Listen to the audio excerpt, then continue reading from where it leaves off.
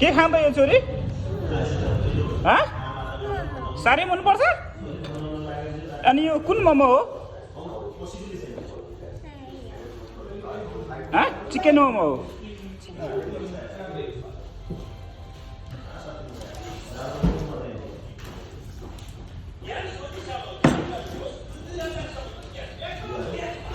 हजुर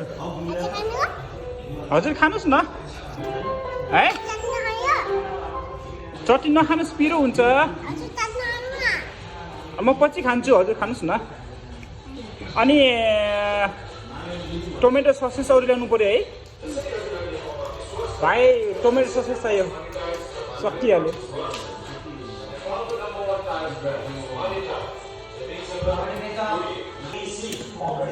बाई भनिदिनुहोस्